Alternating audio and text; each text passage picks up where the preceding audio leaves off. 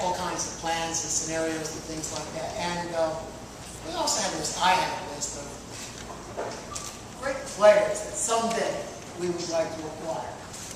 You know, none of them were acquirable. You can't get good players like that. But obviously, Adrian Gonzalez was one of them.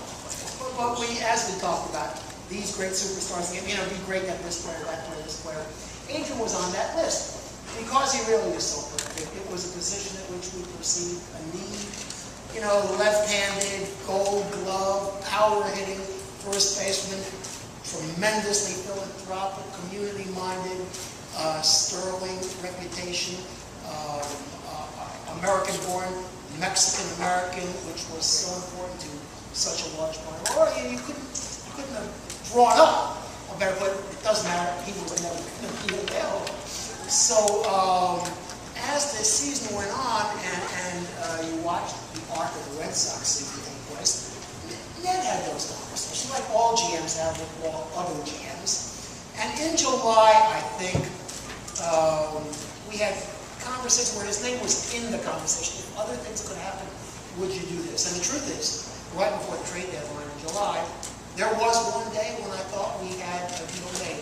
Similar, not the same, similar to this, but for a lot of reasons it couldn't get done. Well, after July 31, trades get much more difficult to make because of the waiver procedure. And then 2 weeks ago, Mark and I are in Denver at the owners' meetings.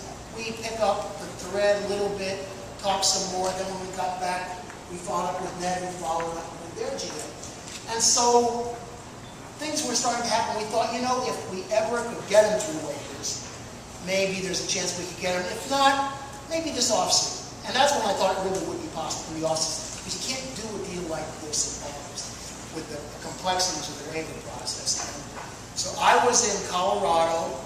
Mark was in Santa Monica. When Ned informed us, bingo, we won the waiver. Oh my goodness. And it was at that point that we thought, the pieces are there to make a deal, and he spent the rest of the day, and we made it happen. You said pick up a thread. How do you pick up a thread that maybe Adrian Gonzalez is available, walking around a hotel, and how does that thread come to pass? No, well, I should say that for a lot of July and the 3 weeks subsequent, there had been the conversation back and forth.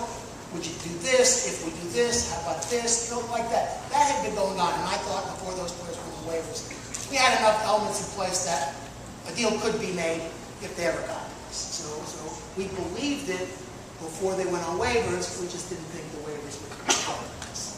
So you put these guys in a team, and I've never really understood whether this is true or not. Does chemistry matter? I mean, you've gone off to Colorado, lost a couple games, scared the hell out of everybody today. Kept you watching.